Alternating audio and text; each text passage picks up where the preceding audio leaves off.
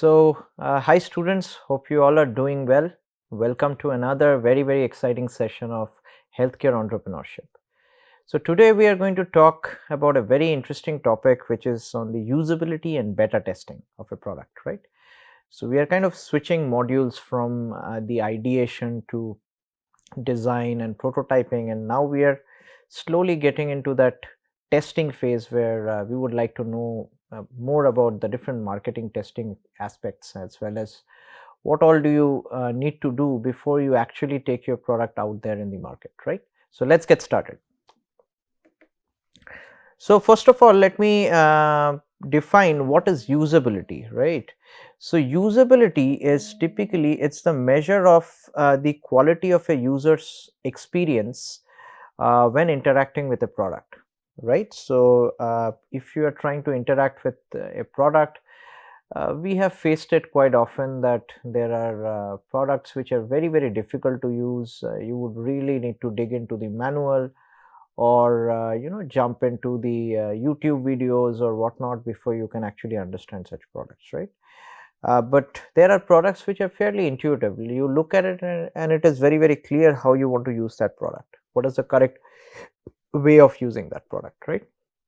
So one very classic example is I recently got a German thermometer, and this thermometer has a lot of features such as like it can change the scales from the Fahrenheit to Celsius and Kelvin and whatnot, as well as it has quite a few features of saving the previous 10 or 20 readings as the memory and so forth, right? So I wanted to use this thermometer, but the problem here is it had just one or two buttons. One is for the ear measurement and one for the regular head base measurement. So with that one button, I don't know how to switch through the different scales of the temperature, how to go on to the different memories of the previous history of the readings of the temperatures. So these things were very confusing, right? It was not very intuitive. So I had to really dig into the manual, and then I found out that I have to hold a particular button. There is just one button here for maybe 3 to 6 seconds to activate the next thing where it changes the scale, and maybe click it twice, and after a moment click it again twice, like to really look at the memory in a certain aspect, right? Look at either 10 history points or 20 history points. So this thing is not very intuitive. What would have happened if there were clear markers and maybe 3 4 buttons clearly, one for memory, one for the change of the temperature scale and whatnot? Things would have been much more easier, right? So this confusing aspect, even though the product is really accurate and it's one of the best in the class, not taking any names of the brand or anything like, but it's typically one of the best thermometers in the segment out there, right? Like, which will give you very accurate readings.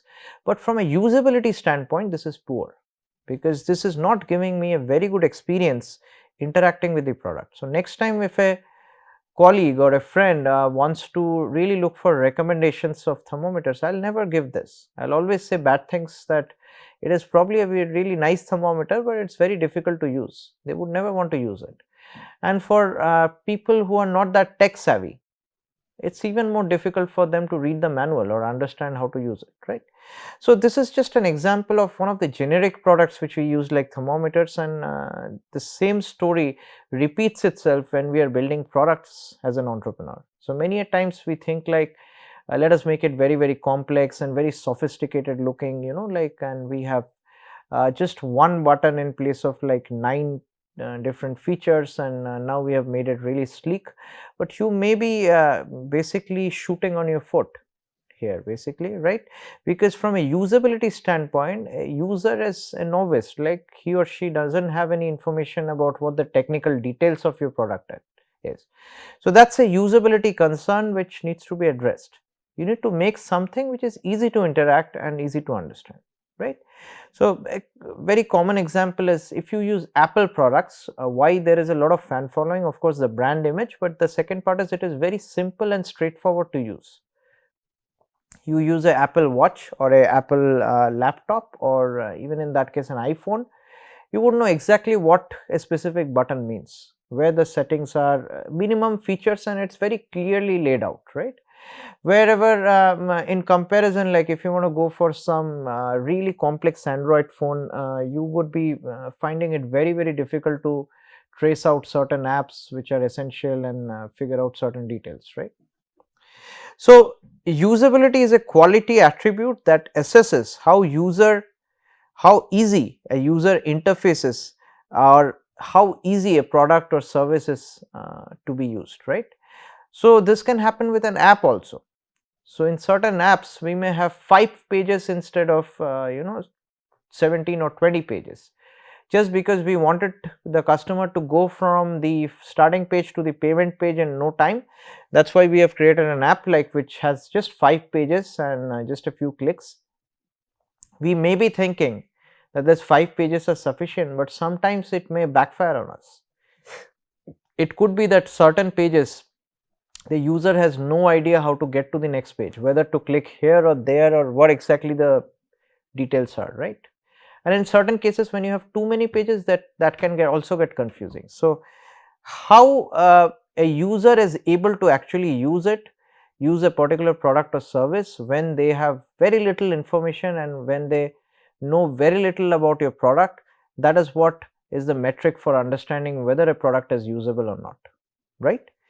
So the extent to which a product can be used by specified users, this is as per definition, to achieve specified goals with effectiveness, efficiency and satisfaction in a specified context of use, right? So if my context is I want to change the scale of the temperature, very simple concept, it is showing in let us say Celsius, I want to see it in Fahrenheit, because everybody talks in Fahrenheit in India, let us say, right? I am not able to change it all of a sudden, right? Like I am trying all my best, clicking all the buttons different times with different intervals, it is not changing. So that means the usability is poor. So this is a specific task I am trying to accomplish, I am not able to do it as a new user, that is a problem, right? So that is what a usability typically means. So you are looking at this particular product image on the right side, where this person is trying to click somewhere and he or she finds it either very intuitive, like which is highly usable, or very non-intuitive, like where they have no idea how this product is going to function. Another very common example is if you have ever worked with those Bluetooth speakers, right? Many of this like this Amazon based like Bluetooth speakers, and there are so many like other speakers around which will connect with your television or computer or your mobile phone, and you can play music. So many times some speakers like this, which are very simple devices, are very difficult to connect and you don't know where exactly to click. There is just 1 or 2 buttons. That makes it very less usable unless it's super intuitive in some form or the other. So that is the same with medical products as well as the apps, which are in the form of products and services, right? So that's why understanding and implementing and testing for the usability is very important for any product which you're trying to roll out, right? Let's dig further. So there are several categories of through which we understand or we assess usability of a product or service. The category step 1 is ease of learning. So how fast a user can learn to accomplish the basic tasks. Basic means to work around this device and just quickly plug it in or start it, or make a few changes or tweaks like very quickly, and they can program it exactly based on how they want it to be used, right? So that's the ease of learning. Is it very easy to learn? That's the first assessment criteria for usability. The second is efficiency of use. How fast can an experienced user accomplish tasks? So there are products where it may be intuitive that what you need to do, but there would be certain experienced users. Let's say I'm using this same thermometer for a very long time, so I know exactly what I have to do. But in case of an emergency, where I know a temperature has to be checked in like let's say 5 seconds timeline, if I have to put 10 clicks like this, 2 clicks like this, 3 clicks like that, it is not a very efficient to use kind of device. So this is the second assessment criteria for usability, which is efficiency of use. How fast can you use it if you were experienced with this device, or if you have used this device quite a few times and also read the manual, right? Third is memorability. Can a user remember enough to use it effectively the next time? So, this is not talking about the memory of the device, this is talking about the memory of a user. So, many of the things which we learn to use at different stages of your life, depending on our age, and the grasping power is much quicker in certain ages, in other ages it is difficult.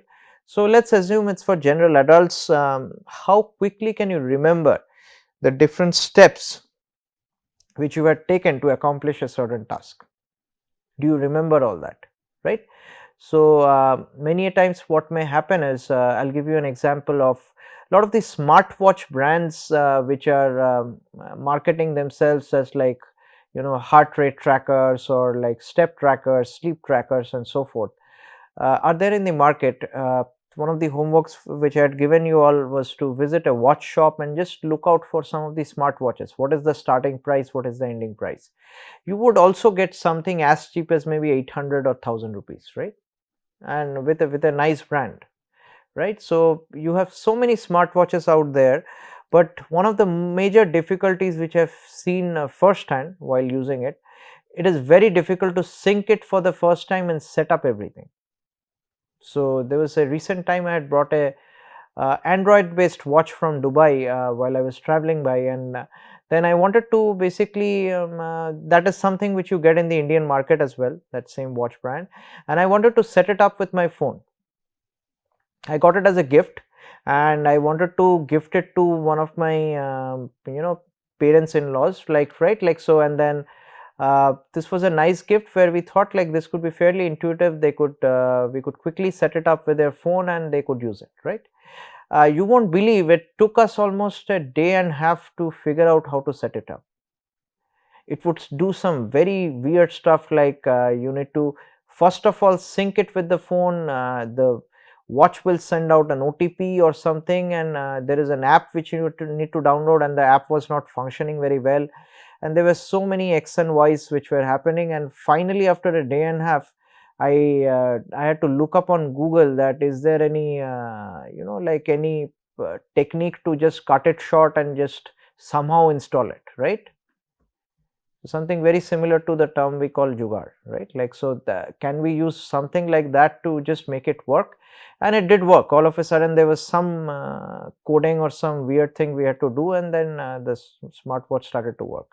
So, after reading the manual, after going through all the steps, I was not able to accomplish the task, which was just the setting up of the watch. Would I ever buy that watch, or would I ever recommend that watch to anybody? So, it has already, I think it has not tested the usability in the market very well. That is why even though some people may be buying it, but the experience is extremely poor, right. So, typically another thing is, if I want to introduce this watch and sync it with another device, like after a while the person feels like they do not want to use it. Actually, they are not using it by the way, because they have got really fed up with the heart rate tracker and other details there. It is not showing very accurate results, right? It is not able to track the oxygen or pulse very accurately. It keeps on throwing up errors. That's how these very low cost watches do typically. Very poor quality sensors, not synced well, right? But the point here is, if I want to resync this watch now that this gift was given back, of course there's this element of embarrassment that this device was not very well, but let's say I want to resync it with my phone or somebody else's phone. Do I remember all the steps to resync it again? That is memorability, right? Like, do I memorize most of the things that this product had offered or this app had offered? Many a times I would go through the 7 stages of an app, and next time I just do not remember what did I do. So, that means this is the third usability category. Like, is it so intuitive that people remember how to use it, or is it so non-intuitive like that even after 2 or 3 use they have forgotten how to use it? And this has happened to many of us. When you use softwares or when you go through websites, you are trying to place an order, you do not know where the pay button is, right? What is the cost? You are not trying to able to reach to the cost, right? So, fourth part is error frequency and severity. How often do users make errors? So, this is not talking about error of the device. This is talking about the error of the user. So whenever we talk about usability, it's about how a user interacts with the device, not the how the device functions, right? Hopefully that demarcation is very clear, right? So user, does he makes serious errors that he's clicking somewhere by mistake? How serious are these errors and how do users recover from these errors? This is the fourth stage of usability assessment. Let's say coming back to this thermometer, I make this error that I have to hold this for 3 seconds, instead I have held it for just 2 seconds and it did not change from Celsius to Fahrenheit back, which is an issue. But this is not a serious issue, right? I can always learn it and make it happen and then recover from this issue after reading some manual.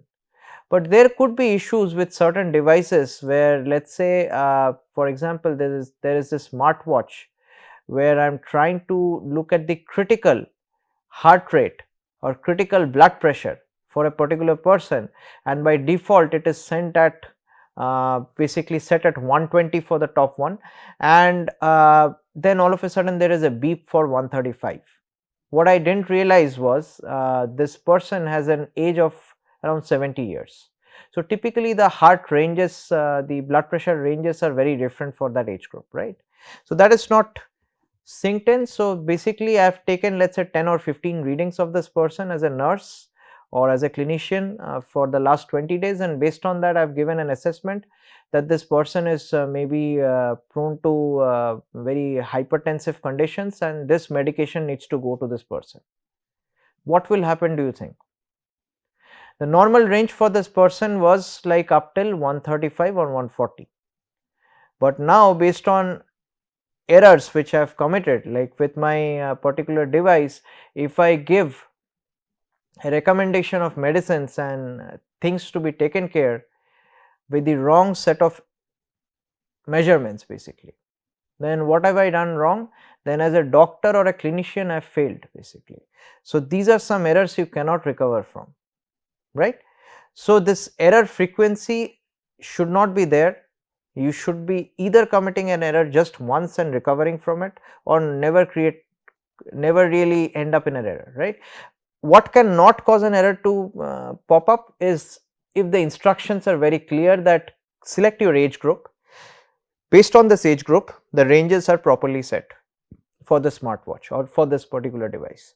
Then you know, even if somebody's BP shoots over 130 or 135, it is still okay in the range, right? So that is the error frequency and severity. This is the third stage of usability assessment. The fifth one is subjective satisfaction. How much does the user like using the system? How much are they enthusiastic about using a system? This is also very important, right? So several times we come across products which, once we see the packaging or once we see how the product looks like, it's so nice and sleek looking and there are so many attributes to it, we want to really use it like as soon as possible. That is a user's enthusiasm. This can happen for medical products also. You may think like medical products are only products which people would use at the time of their need, right? Many of them are not like that, right? Smartwatches, for example, you are not only using for the medical purpose, like, but you want to make sure your life is healthy. You would rather go for a nice and sleek looking Apple Watch if the cost is reasonable. If you're not able to afford like 40 to 50,000, you'll probably go for a previous version, right? Rather than going for a very low quality, ugly looking watch where the features are not good, right? For a 10 or 15,000 rupees, right? So typically that's the idea. What is the subjective satisfaction? Are you enthusiastic about this usage of this product? Very similarly, I've recently used a blood pressure monitor, and from one of the good companies, Omron, and this monitor was so nicely built and that I wanted to really use it and see what my blood pressures are. It's not like I ended up in some kind of blood pressure issue or some problems, but I just wanted to check it out. I had got this from my family, but I wanted to just check it out, right? So that is the part, right? Like when I want to check it out, I should have that enthusiasm that I want to really try it out or really try this product out. And there are products you will be extremely unenthusiastic about. One example is we used a lot of this vaporizers, like during the COVID, which are all two for 200, 250, 300 rupees cost, which is for basically taking the vapors, and basically if you want to cough it out, like you have some kind of a throat condition and you want to cough it out and basically get some vapors inside, heated vapors, and this so you would use some of these devices. Comes in all sorts of colors, but very ugly looking and very unsafe looking, right? So many a times it will end up in a short circuit, or there's a sudden sound, and you will get really paranoid, right? So these kind of devices do not give a lot of subjective satisfaction. They may be having an ease of learning or efficiency of use, but they are not catering to the all the aspects of the usability. So with that, we come to a very important point, that for any product or app or service, we need to be very careful what are the aspects based on which we want to assess this product, right? Is it all 5 of these, or all 5 of these placed in a priority order, or just a few of these? This depends on one product to another. So for many products, like for example glucometer, if you have just a few brands in the market, you are not looking at subjective satisfaction. This is invasive, and this is going to poke you, and that's what really matters to you. It should not poke you bad, and it should give the results very accurately, right? So you are not looking for the 0.5, right?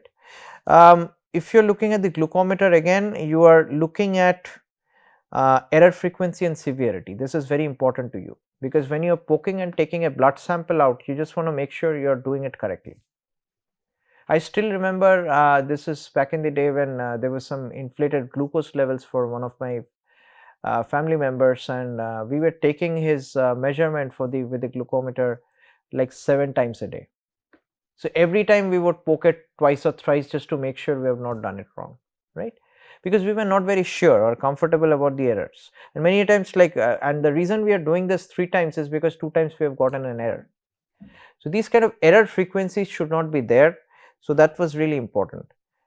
Memorability, yeah, again important. Efficiency of use, how fast can you use it, that was not very important, right? Ease of learning was important.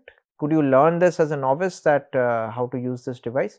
So many of these usability categories may be very important, or can be prioritized based on the product or service which you are offering, okay? So what really happens in a usability testing? We have so far talked about the assessment criteria and what usability tests are, but let's talk about what usability testing is and how do you actually end up implementing the same, right? So through a usability test, you are evaluating a product by testing it on actual users, okay? It involves a method of testing that evaluates how easy is it for the users to interact with the product. Companies must ensure that their products are not only useful, but also straightforward and enjoyable to use, so as to improve and maintain customer satisfaction and retention. This step is often overlooked for a lot of products.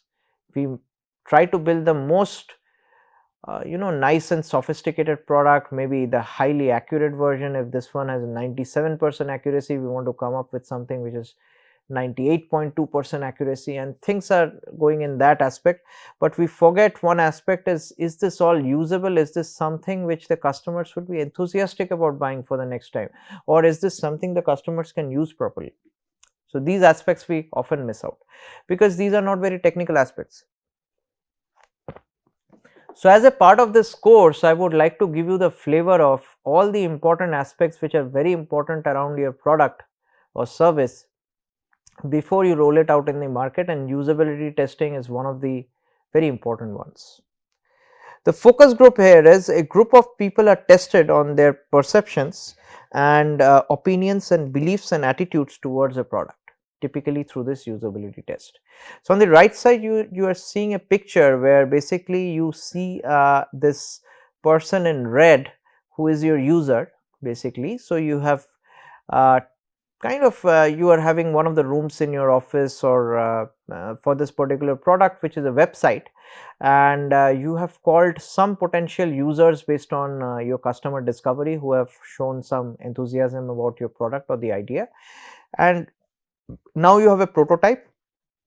You have called them over that please come over and I would like you to use the website in front of us and tell us really the feedbacks on what do you think, like is it something easy to use, or you're not able to use it properly. So just with that much amount of insight, this user is here, and this is typically somebody from the group of the entrepreneur, the person in gray, who is basically briefing the user on how to go about the website, and just kind of hinting in a few places that or asking questions, how do you think you want to go next, and things like that.